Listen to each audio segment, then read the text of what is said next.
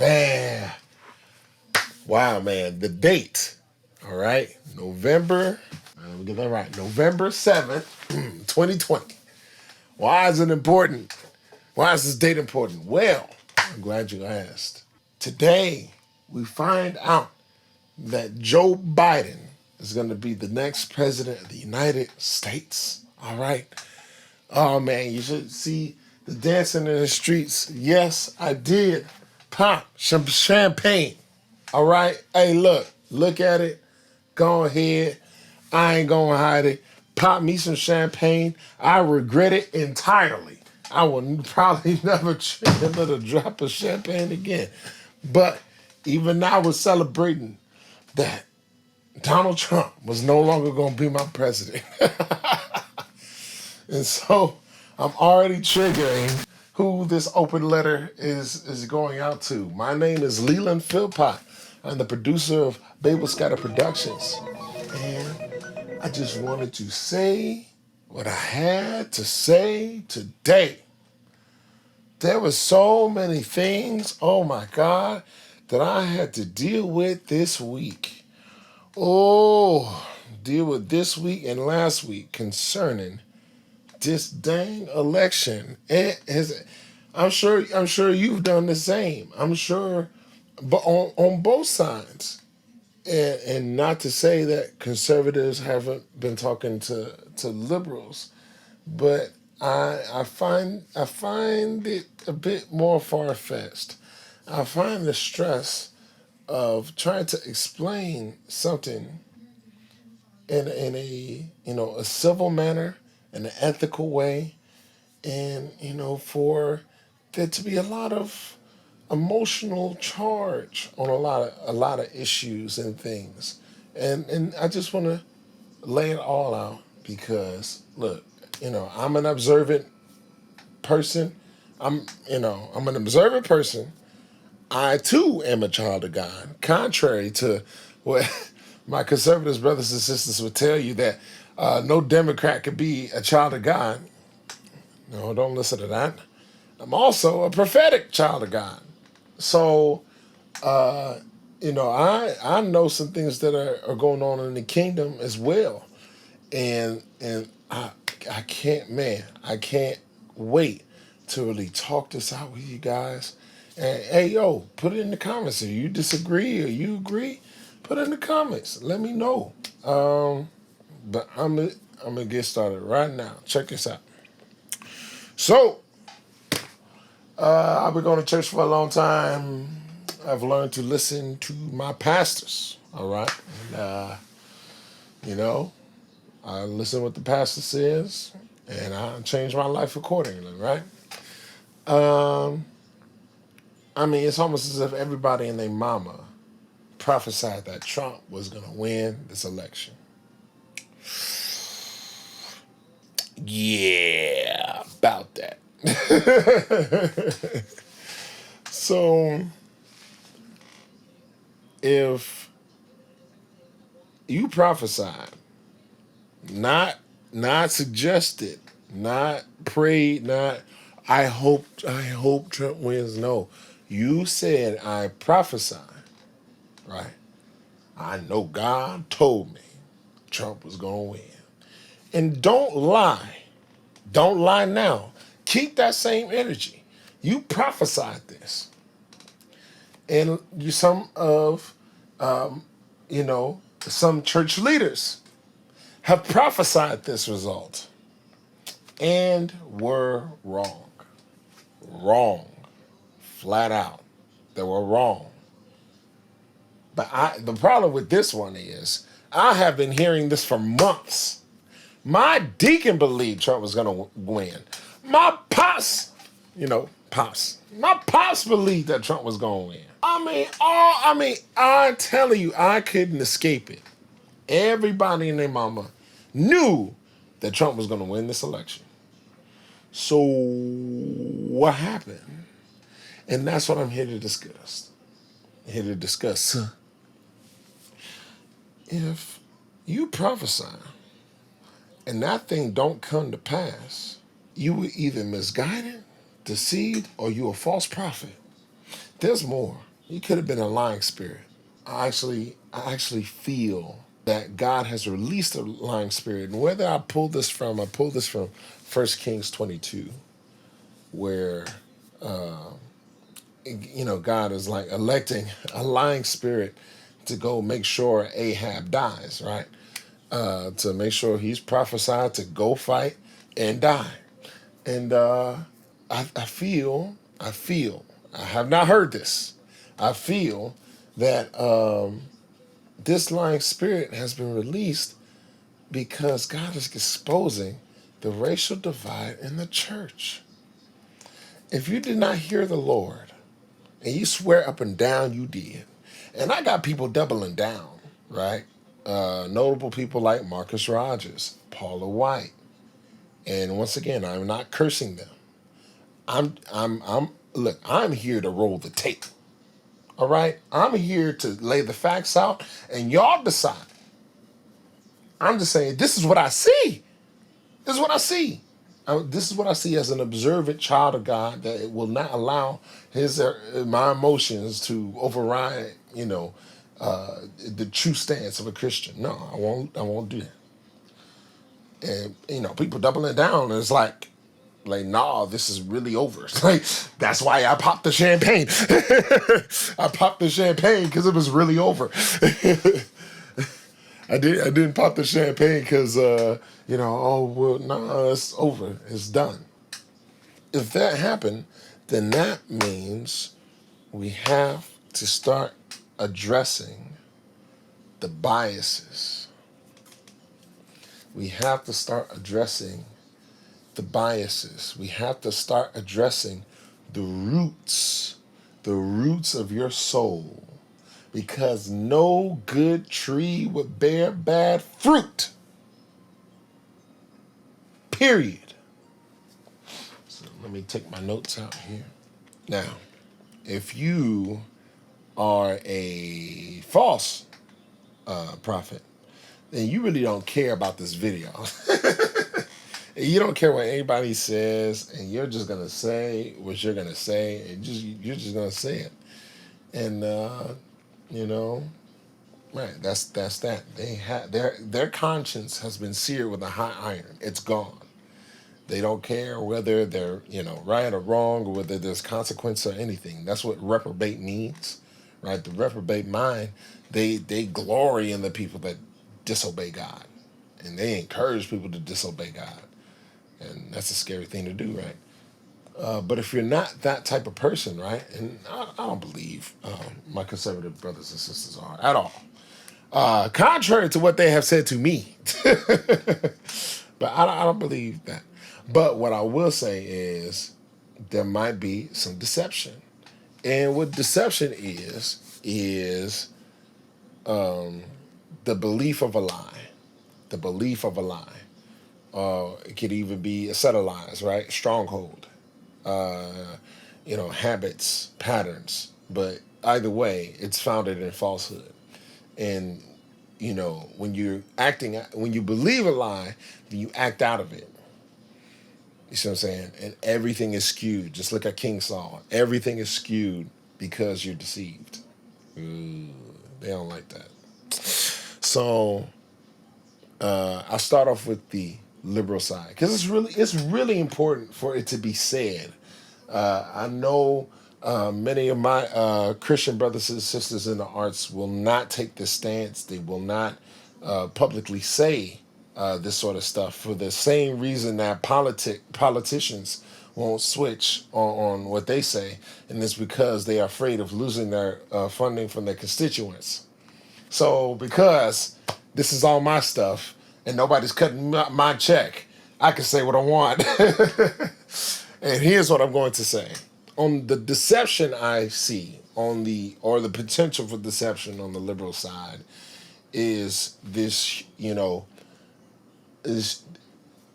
going to say this very carefully.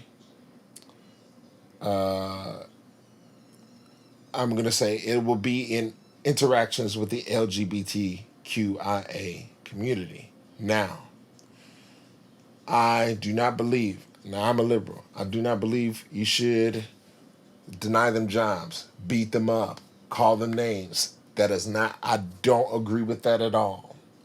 But as a Christian, as a believer, as a spirit-filled believer, I do believe that homosexuality is a sin.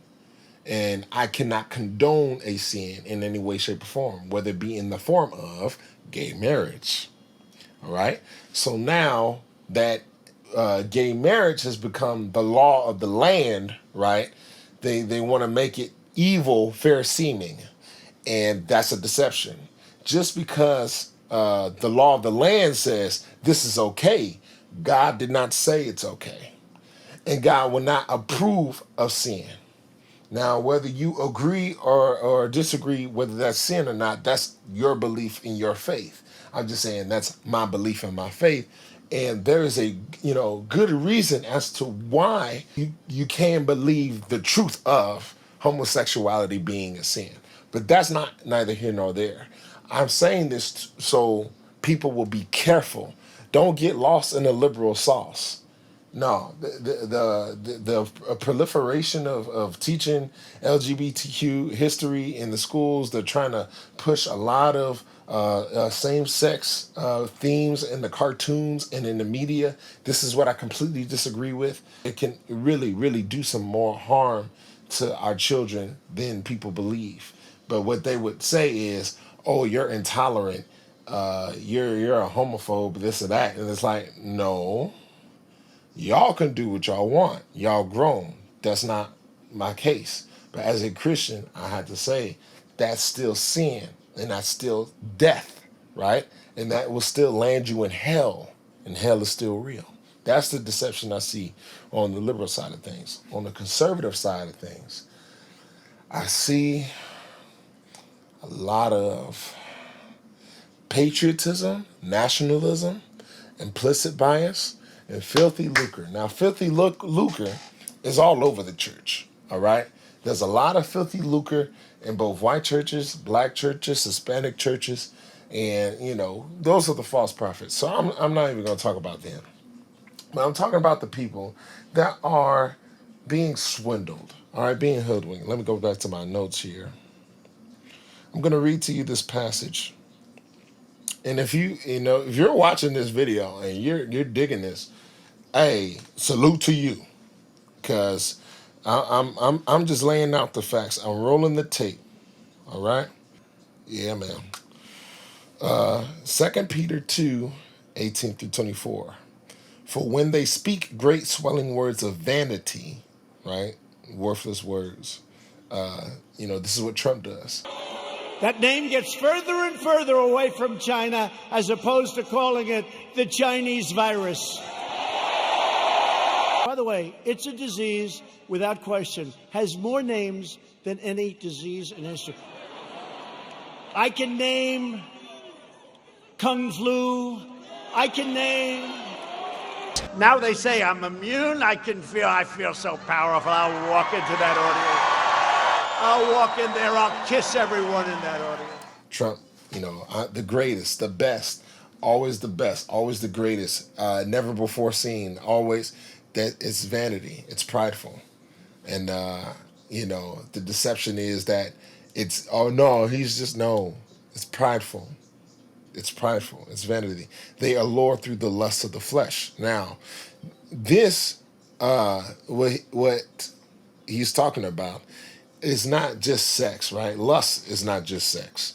When you look at Galatians 6 and start looking at the works of the flesh, you can be tempted to hate, which is what Trump does as well, right? With all the China virus, Kung Flu, it just opens a door for you to hate. It's a bigoted tone to it, and it's undeniable to the Christian, right? To the Christian, this is supposed to be undeniable. But this is why I'm doing this open letter to my conservative Christians, because they will turn a blind eye to this. And this is not good. Do not turn a blind eye to what Trump has done over these past 4 years. Do not turn a blind eye to these swelling words of vanity and the alluring to the flesh to hate that he has had. That being said, through much wantonness, those that were clean escape from them who live in error. While they promise them liberty, they themselves are servants of corruption. For of whom a man is overcome, of the same is he brought in bondage. For if after they have escaped the pollutions of the world through the knowledge of the Lord and Savior Jesus Christ, they are again entangled therein and overcome, the latter end is worse with them than the beginning.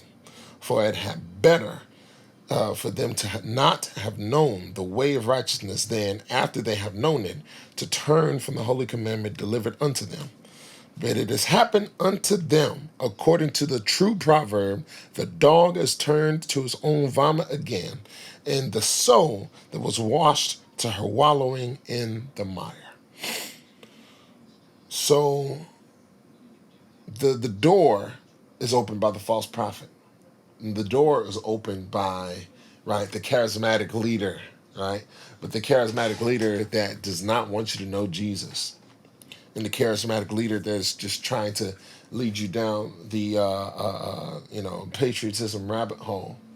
And the reason why I have to say this is because there is absolutely no way. There's no way I should have to pit one issue against another. They're both great injustices.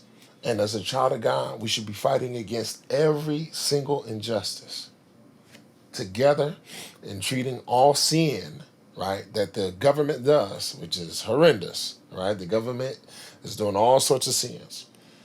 We should be fighting all the sins the same. But you keep believing these people's words, right? All these mega churches packed with people, and they got all these great, and I love them so much. And they got you, right? They got the people,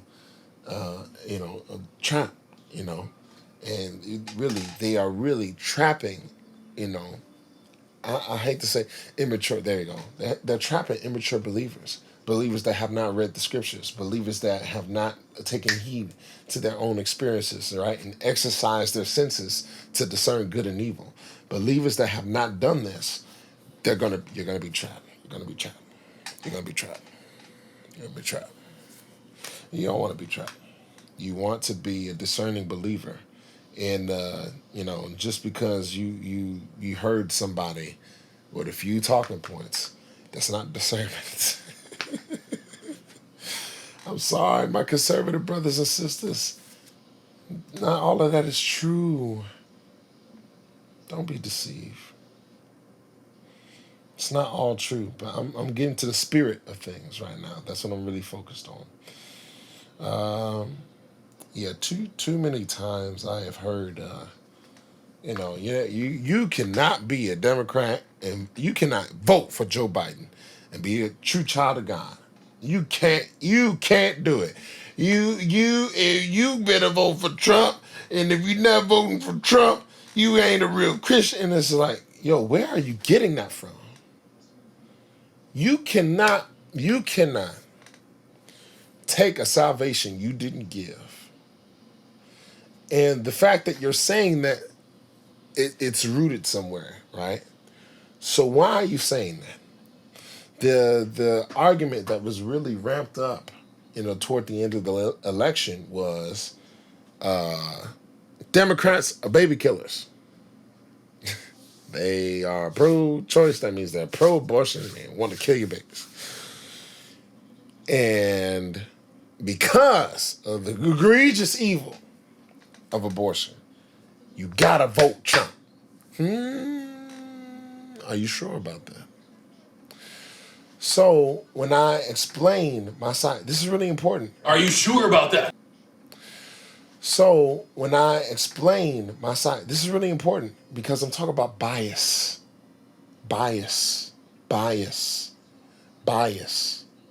So when I explain my side as a black man in America, right? George Floyd's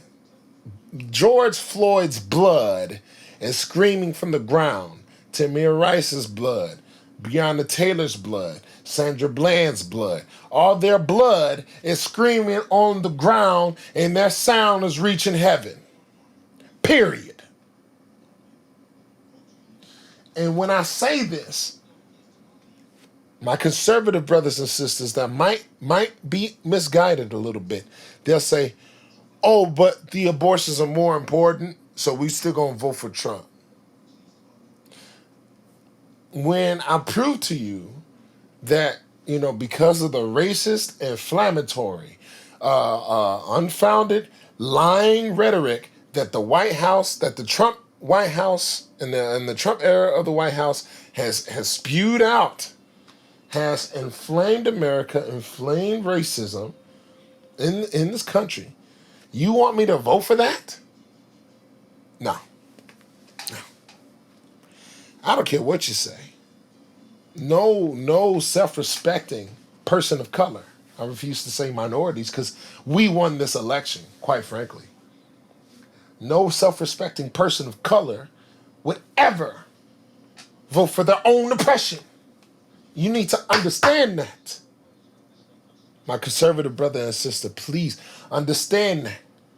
No black person, no brown person that has, character, that's got a inkling of wanting to be truly free in this country would ever vote for their own oppression. And so when I say that, and he say to me, well, you can't be a Christian, then the abortions is worse. And abortions is terrible. You know why I know it's terrible? Guess what? It was made to kill black people. Your girl Margaret Sanger making a Planned Parenthood, she is a very loud racist, very loud segregationist. And the whole intent of Planned Parenthood was to lower the population of black people. So I'm against abortion as well, but the same way I'm against abortion is it's like I would suggest to you that you don't smoke crack.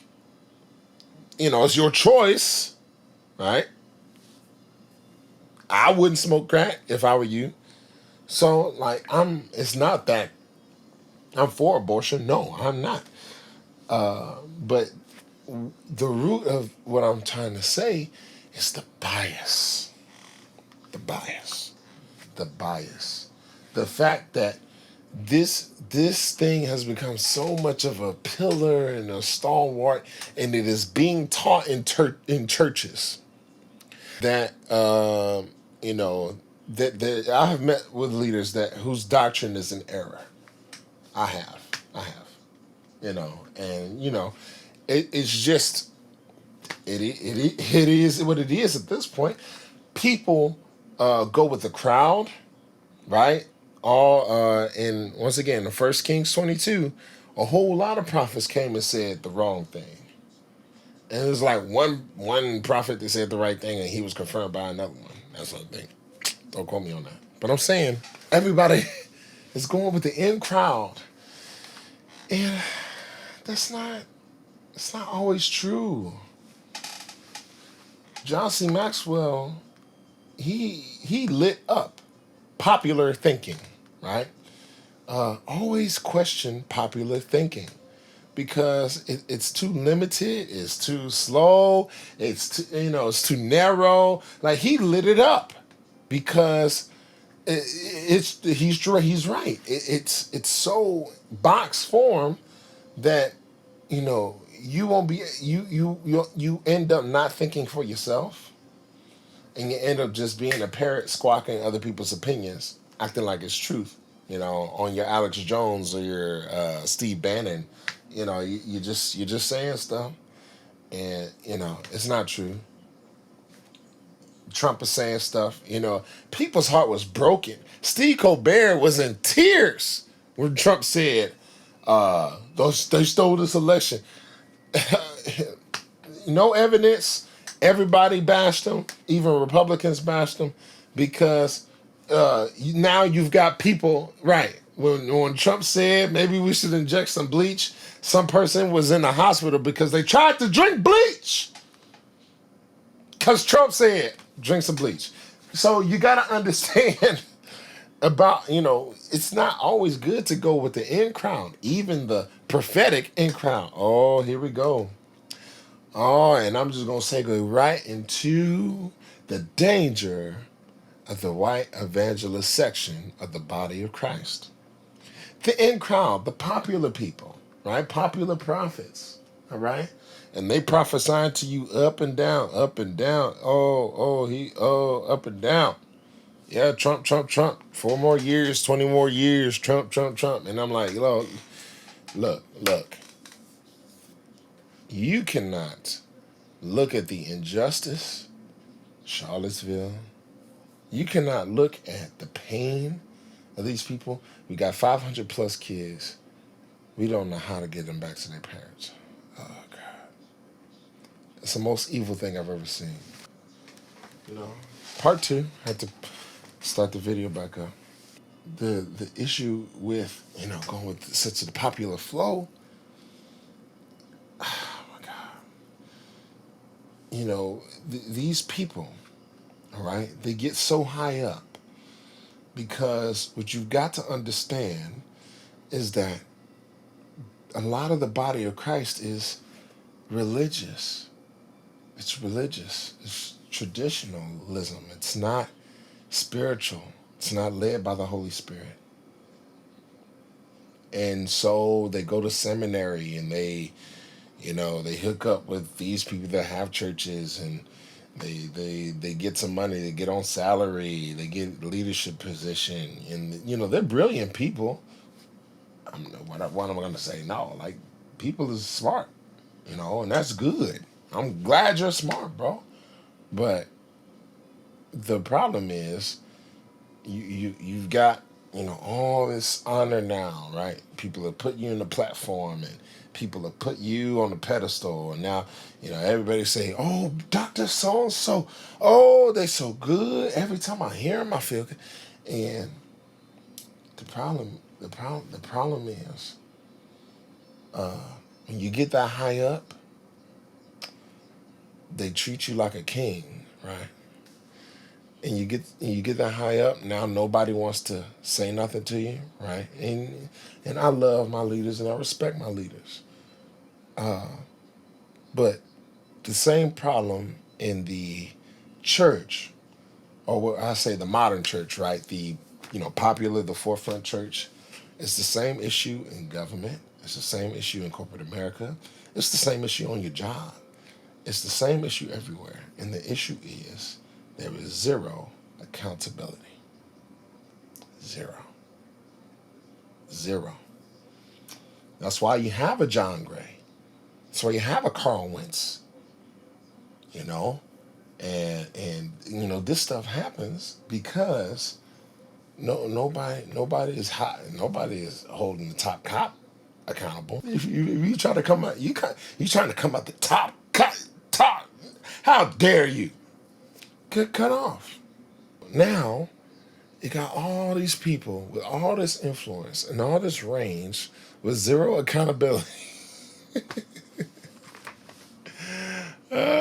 This is the recipe for destruction. This is how you get all these implicit biases in your doctrine, and then you're preaching and you're prophesying, and now you're prophesying wrong, right? And now your whole congregation is believing wrong because they're just so in love with you,